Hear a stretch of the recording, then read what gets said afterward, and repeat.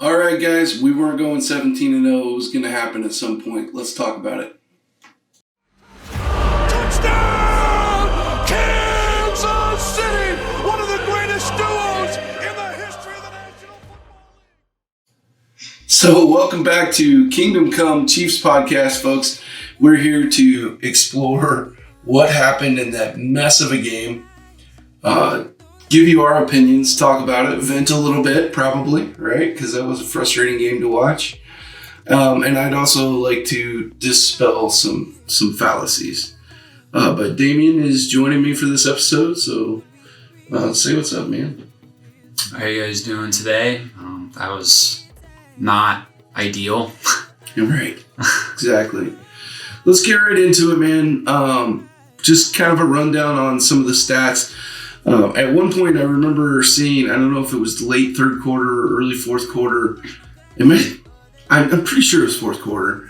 I saw Tony Romo comparing kind of team stats and just showing how close everything was during the game. And at some point, we had the identical amount of offensive plays, the identical amount of rushing plays, the identical amount of passing plays. Time of possession was like almost exactly the same. So that was an interesting thing. I mean, the game was pretty even overall. Really, the only difference in the game is special teams, let's be real. That special teams performance was one of the worst special teams performance I've seen by a Kansas City Chiefs team in years. I mean, in absolute years. I think probably since Dave Tobe has been around, maybe longer. And I feel for Coach Tobe because he's a great special teams coach. Did not have his best day. His players didn't have their best day. The Amendola, the kicker, should be jobless tomorrow. Honestly, man, that cost us the game right there. Because he missed a PAT and a field goal. The field goal was very short. No reason to miss it. If you have that PAT and that field goal, then it's 21-20. Chiefs win. Or at least the Colts have to go for two to tie it. And who knows, right? Like, lots of frustrations with the special teams. The muffed punt down there that ends up giving the Colts the ball on the 4-yard line that leads to the only touchdown that the defense gave up for a very long time, until obviously that very last touchdown that put the Colts ahead. So what are you thinking? You have thoughts on the special teams? Anything do you want to throw in there? You can't be missing kicks that are like 20 yards. You're a professional kicker. It's like 1 yard longer than a PAT, I think.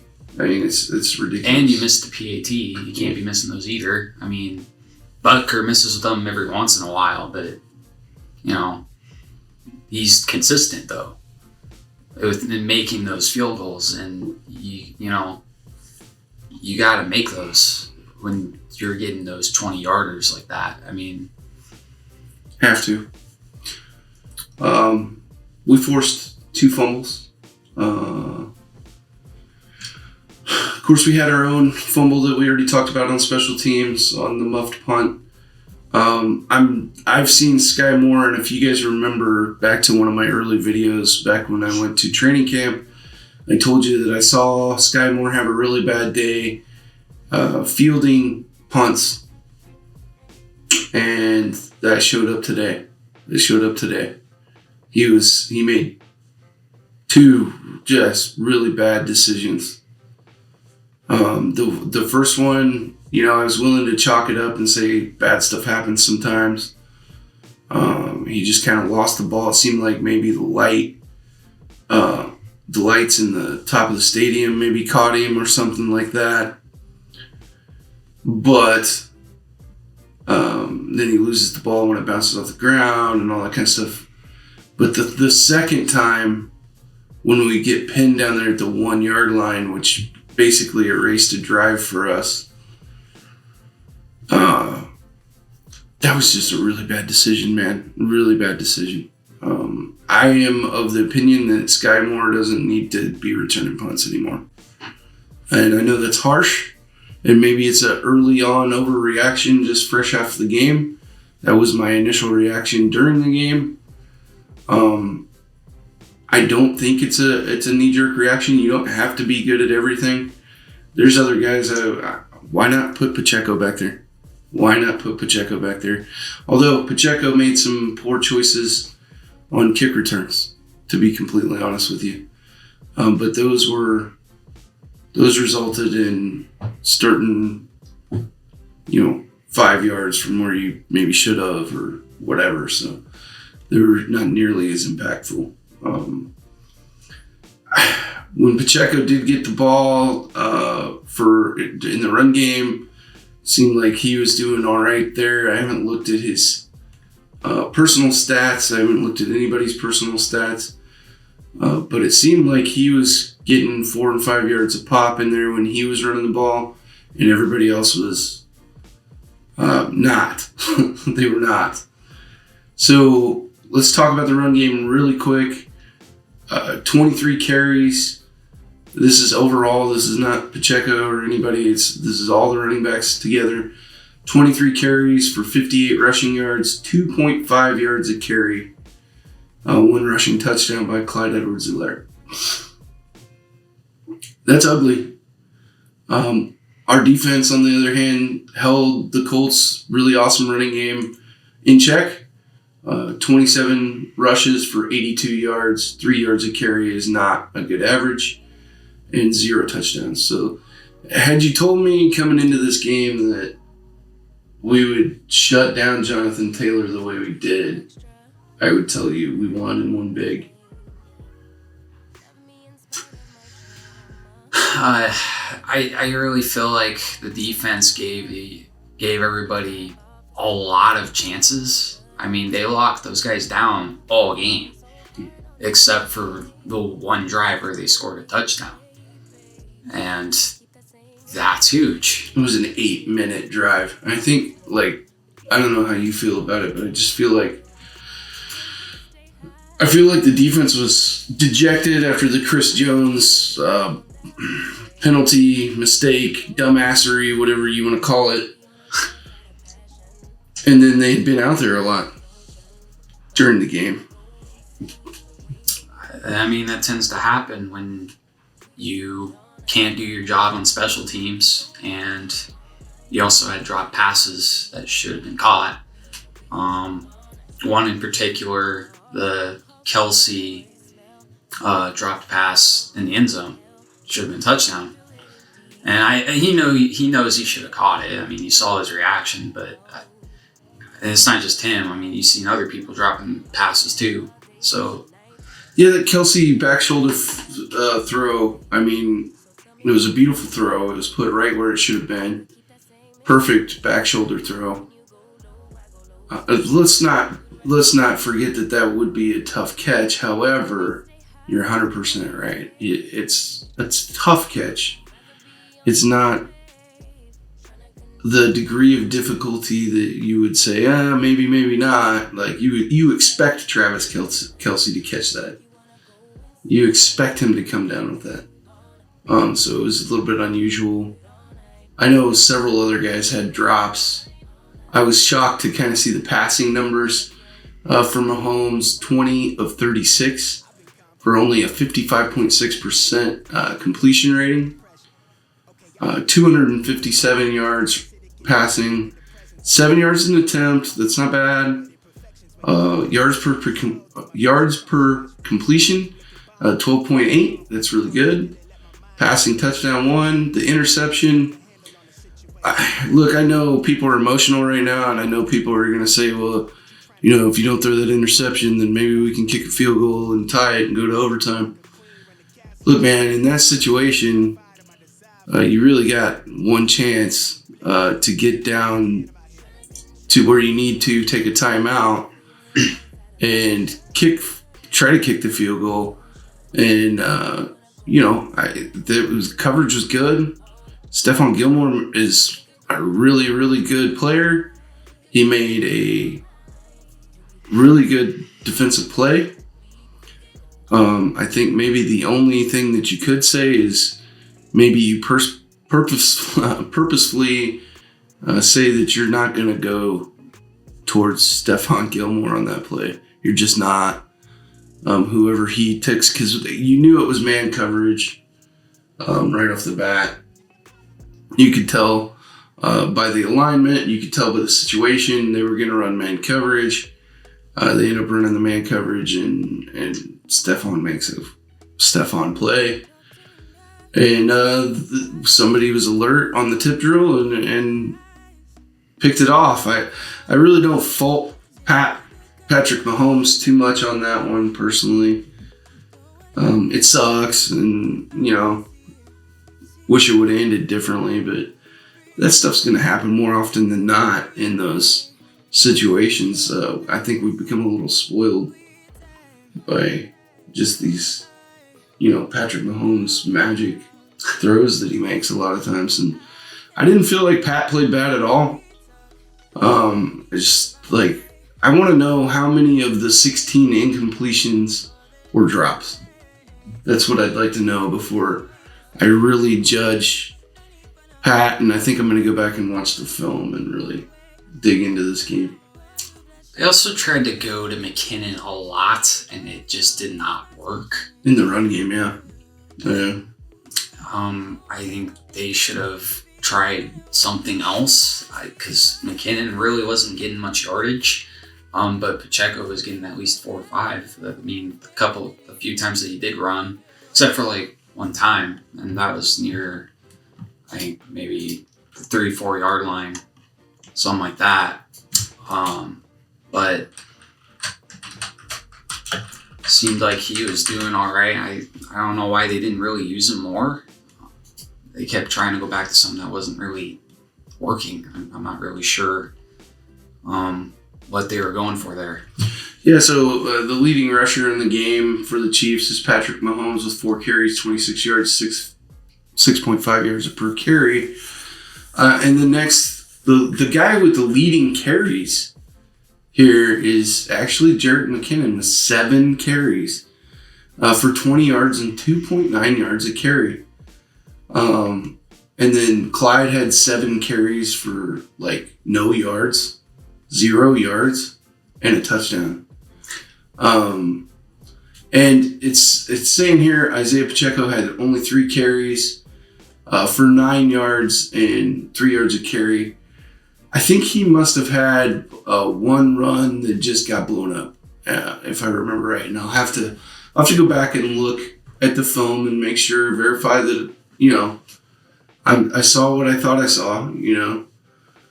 But I think he had 2 good carries, if I remember right. I think he had 2 good carries where they were about 5 yards a pop. And then he had one that got blown up. That's why I think you get to that 3 yards a carry average. Burton he does Michael Burton things. There's an old joke fullbacks tell, about ourselves. They say the coach comes over to you and, he's thinking about giving you the ball or whatever, and it's timeout, and coach looks at you and you're like, hey man, you need 2 yards, I'll get you 2 yards. You need 3 yards, I'll get you 2 yards.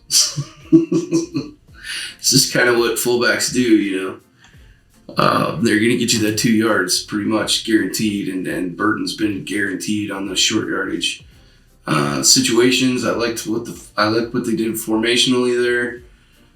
Everything was cool. Just the running game was bad, man. It was bad, and I saw some absolutely whiffed blocks in the run game. So I really want to go back and evaluate the offensive line. There are a lot of people overreacting to the offensive line play, and I'll be completely honest with you guys. Most of the time when I do offensive line play, I'm looking at pass pro. It's just more important to me than how they do in the run game, and it's probably skewed, and I shouldn't do that, but it's just kind of the way I look at it. I kind of expect you don't need fantastic blocking to have a good run game, especially when you have good running backs. You just need to get in the way a little bit, and a guy can find the holes. I think Pacheco is that guy. I think they need to. I don't know why they don't. I don't know why. I don't know why he only gets 3 carries. You get what did I say? 20-something carries, Damien? Overall, 23 carries for the team. I think it was about 20, yeah. Yeah, 20, yeah. Yeah, 23 carries for the team. I mean, but they're split up. And a lot of running backs need to get into a rhythm. And they need consistent carries. And even as much as you were talking about them feeding McKinnon, even 7 carries, that's not enough to get into a rhythm. It's just not. You saw they gave Jonathan Taylor how many carries in the first quarter. And he never really got going. So, it's a good argument against what I'm saying. But just as a running back, as somebody that's been back there, I need carries to kind of get a feel for the game. Yeah, it did seem like they were throwing all the time and not really setting anything up. The flow just didn't feel right, and I think it showed. Everybody was dropping passes, and it kind of spread all over the place. Eventually, they even got to the defense at the end. Mm-hmm. And, I mean, can't really make any excuses there. We just didn't play well enough. Yeah. Let's move on a little bit to look at some of the other things here. First downs, we had 20 total first downs. The Colts had 19. Passing first downs, we had 12. They had 12. Rushing first downs, we had 6. They had 5. Penalty first downs, we had 2. They had 2. So if you look at things here, man, I think it's a remarkably close game. One thing I do want to address is the pass pro.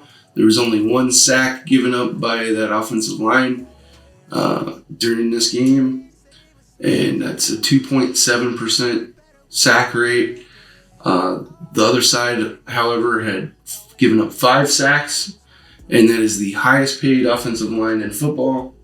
And they got a dude named Quentin Nelson that happens to be a monster. And I'm encouraged by our ability to pressure. And I really thought that it would end up causing Matt Ryan to make more mistakes than he did. Yeah, I mean, we made quite a few defensive plays. And yeah, I mean, you would think he would get kind of shook and maybe start making mistakes, but I kept his head down. There's not a lot you can do, and he just keeps going. He did make 2 mistakes. I mean, he did fumble twice. Yeah. I mean, there's that, but still came out and won the game. Mm-hmm. Yeah, I mean, he's Matt Ryan. He's very experienced. He's going to keep his cool, so. Plus the 1 sack that we did give up, I think somebody tripped. I think an offensive lineman tripped, so. Was that play where Orlando Brown just fell flat on his ass? I think he fell over and then, yeah. Was that the sack? I think so. I can't quite remember either, but I think it was. I thought Mahomes got rid of that one. Maybe. I don't know. We'll have to check the film on that one, guys. But yeah. Hey, stuff like that happens. I know everybody's on Orlando Brown today, and it's annoying, to be completely honest. I saw him miss a block badly in the run game. However, pass pro for the most part looked really good. You're not going to go an entire game and not get beat. Just doesn't happen. I mean, even Trent Williams gives up pressures. I'm not going to get on that soapbox again, guys. 2.8 seconds is how long they're expected to block for. Patrick Mahomes. He holds the ball a lot longer than that. And he knows that it's on him after that 2.8 seconds.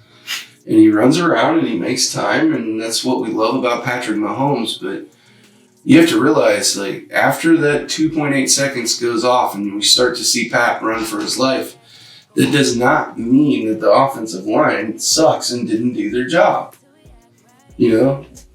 I get so irritated with people about, he lives with me and watches the games with me, and, you know, I'm probably unhealthy in the way that I look on Facebook while I'm watching the game, and I'm checking, you know, people's dumbass comments and, like, rebutting them because I feel like I have to defend everybody all the time. But, you know, it is what it is, right? Like, I don't know what people are looking at. I'll just leave it at that. I can tell you what I'm looking at, show you what I'm looking at, explain to you why you're wrong. And it still doesn't matter, apparently. So I'm about to just give up on that argument, the O-line argument, because people, I think once they see Pat flush or get out of the pocket or run around a little bit, they're like, oh my God, the blocking's terrible. No, I mean, that might be what some people are thinking. I mean, you also got to think some people just don't follow football and don't have as much knowledge, or just fans.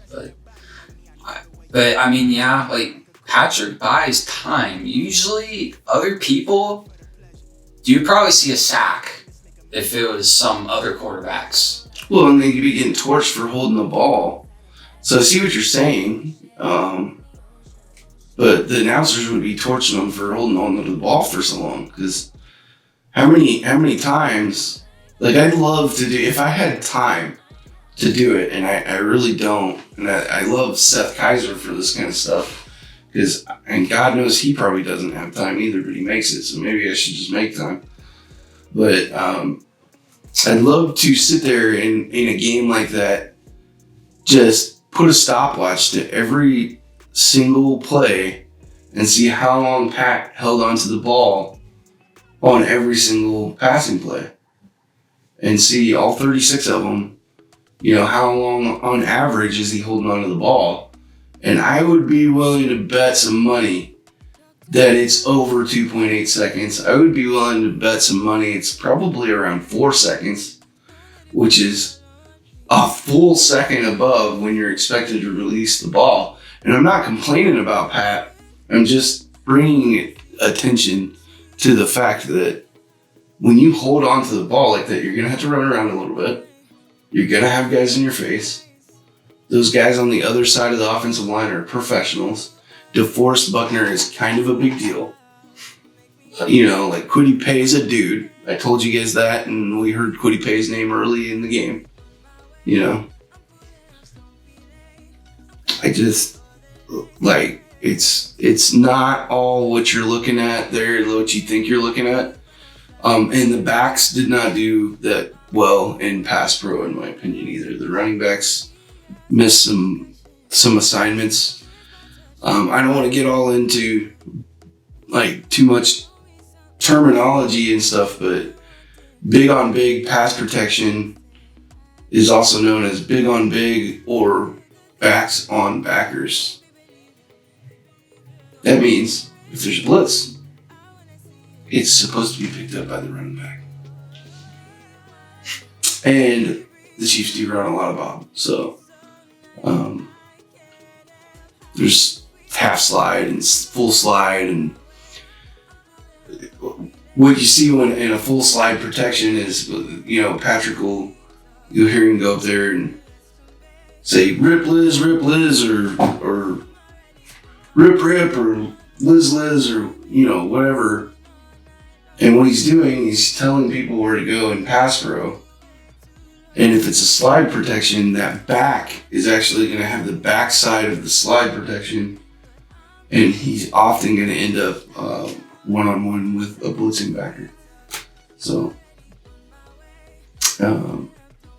we see Patrick Mahomes running for his life sometimes because the back didn't do his job quite right. So, What do you think, man? What else should we talk about here? Well, I think it was getting close to halftime. Pat was getting upset because he wanted to run a play. Right. And he didn't get that. So. Yeah, so let's address that because everybody's going to address that all week long. This is exactly what I was afraid of for this game. And when I talked about, my other video, when I talked about my predictions and stuff for the game, I talked about how bad the media was going to be if we lost this game or we didn't perform well. And it's going to be bad this week, so I do what I do, man. Huddle in and don't listen to it. Just don't listen to it. I just don't even listen to the Skip Baylesses of the world. I'm not even going to tune in. I might watch RGR maybe. I'll be completely honest with you. A lot of times on a loss week, I don't even listen to RGR or any of those. I just tune out and kind of make my own assessments of things and move forward because people say crazy stuff. But the argument is going to get blown up big time. And we're going to hear about it all week long about how Eric Bieniemy and Patrick Mahomes are not on the same page and that there's tension there and that the rumors that were going on in the offseason about them not liking each other that much are all true and they can't work together and Bieniemy's got to go. We're going to hear all that stuff. And to be completely honest with you, I wouldn't be against Eric Bieniemy leaving at this point. I kind of want that. Not because I don't like Eric Bieniemy, but I'm just kind of tired of all the talk there has been about Eric Bieniemy for the last 3 years now. Of, did he get a coaching job? And, what's wrong? Is it racism? Is it this? Is it that? And it's just a lot of talk about an offensive coordinator. I would rather not have the distraction. Yeah, this is a little too much. We should be talking about other things. I don't know why we gotta focus specifically on the offensive coordinator. Let's just talk about other things in football. I'd be interested to know how much he actually calls plays. I know in my situation at the high school, I am up in the booth and I do have my headset on to talk to the head coach, but he calls the offense, man. It's his offense. He's a lot like Andy Reid in that way. He loves offense. He has a very brilliant offensive mind. Not that I don't. I think I do. But some of those guys really enjoy the play calling aspect of it, and they're good at it. And certainly Andy Reid is one of the best play callers of all time. So I think we overinflate the importance of Eric Bieniemy there. And clearly he made that play call and that decision to run the ball there and just kind of go to half. And but I think what will be overlooked in this situation is that Andy Reid was okay with that decision, or he would have overrode the decision. Andy Reid is still the head coach of that football team. He still has a headset on. And if Eric Bieniemy was doing something that Andy Reid didn't agree with, Andy Reid would have came over the headset and said, "No, scratch that, coach. We're going for it. I believe in the guys. Let's go for it. Let's try to take a shot." But that's not what happened. They all decided, let's just go to half. And is it a mistake? I don't know. Maybe we could have got a field goal out of that before the half, and then we're talking about a win instead of a loss. What do you think? You have thoughts on that? I can't remember where they were. I don't even know if I was in the room. I think I might have been doing something else at that moment, but depends on where they were. I think if There are ways to go. It was possible for him. I don't want to quote a yard line or anything because I'll get it wrong. But I remember they still had a ways to go to get into a field goal position where you believe in that Amendola kid that didn't do anything all day. So I understand the coaching decision personally. I don't know, I might have done the same thing. I'm not going to say probably because I'm a little bit more aggressive in this type of situations. But I think if it was like, if we had gotten more yardage, I think maybe I would have tried to get a field goal, but I probably would have done the same thing. Yeah, I mean, you're up. You had a bad half. You had a bad half. You kind of want to just get into the locker room and talk about it. I doubt there was any screaming and yelling going on in the locker room. Honestly, that's usually not what it's like in the locker room at halftime.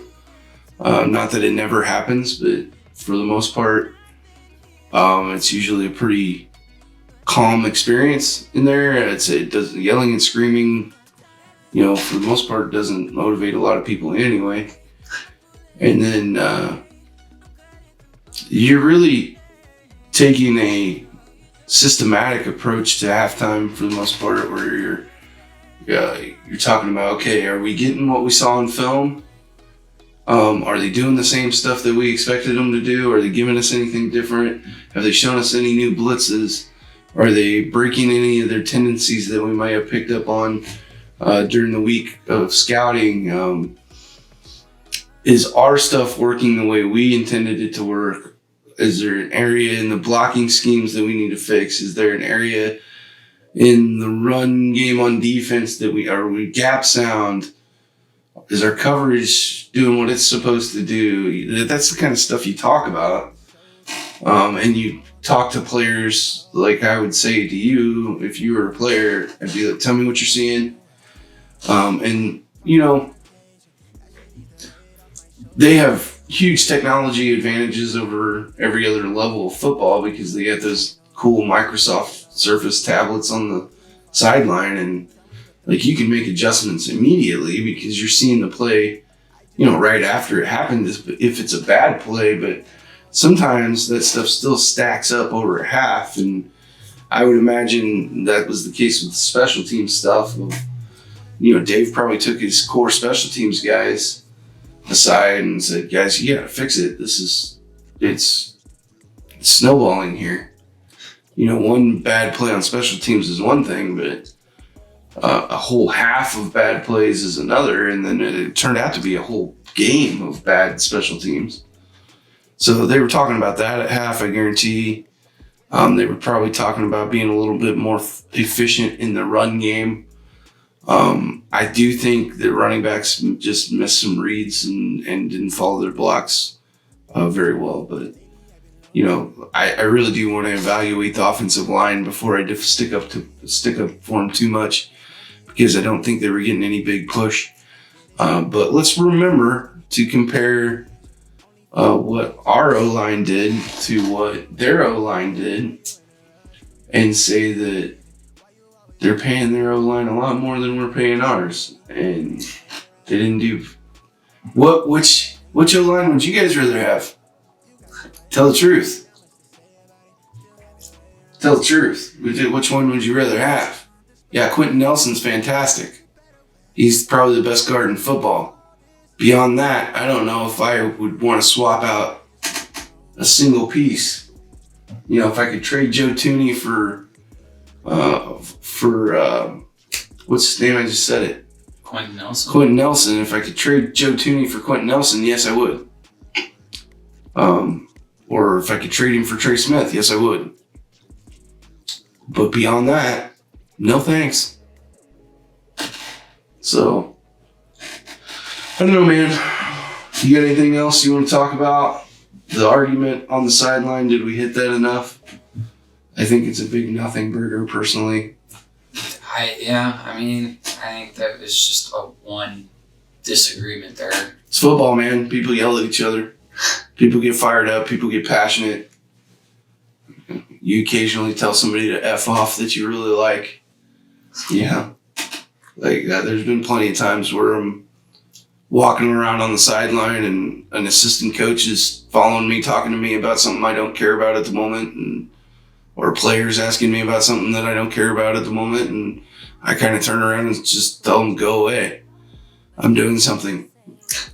Because my focus is somewhere else, and it's a really intense time to be communicating, and tempers can flare really easily, and people have their opinions on what should be going on and what should be done. And Pat obviously wanted to be more aggressive there, and Bieniemy didn't. He didn't think it was wise. Didn't think there was much good that could come out of it with the limited amount of time left. And I get that. And I think those two dudes will be fine. I don't think that's a big deal. Me and my coaches all get along. We all love each other. And when I do turn around and tell one of my assistants or something, especially at the freshman level, because those guys, my assistant coaches at the freshman level are, they're great guys, but they haven't coached a lot of football. One of my assistants is a baseball coach, and he wanted to learn more about football, and he knows football, don't get me wrong, but he's still learning how to coach football. So when he comes up and asks me something or whatever, and it's an inopportune time to talk, I always answer questions. Let me be clear about that. But sometimes you just approach me at the wrong time or whatever, and I tell him to go away. He's not butthurt about it. Like, he doesn't get all freaked out about it or anything. And we kind of have that rapport around the house here of just, like, sometimes, it's not the right time to talk or whatever, and we have blunt, open communication with each other throughout the house. Sometimes it's buzz off, dude, not in the mood, and that's okay. We're dudes. We're not soft people, right? Yeah. Would you agree? Well, plus, it's just kind of how it is when you're getting into the business of sports. Yeah, you played sports. What was your experience with, like, communicating with coaches during games and, like? I'll tell you, like, I've had moments where I mess up in practice and I do something that I should have done the opposite of. And usually I didn't get yelled at. There was like one time, that was in football. Right. But, he kind of pulls me aside and like, hey, you should have done this. And I'm like, okay, all right, cool, right. I'll do that next time. Right. And that's generally how it goes. People are going to... But have you ever tried to, have you ever had a run-in with anybody in sports? Like, where you just, maybe as another player or a coach even, where you disagree, you're angry, and you're like, whatever, dude, and then you guys are like fine later on? Have you ever had that experience? I don't know that I did. I got along with my teammates really well, so I never had any problems with them. The coaches, I didn't really like how they were using me, but I never really said anything about it. I kind of just kept my head down, and I kept trying to put in the work, hopefully change their mind, but that never really happened. The only time where I ever really got into beef with anybody is with somebody on the opposing team, and I was doing stats.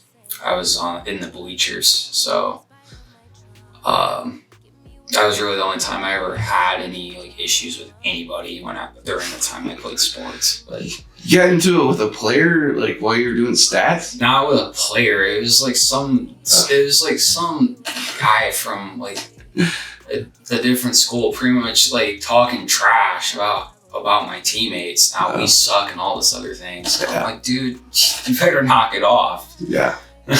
Yeah, that's all right. Yeah, I get that, man.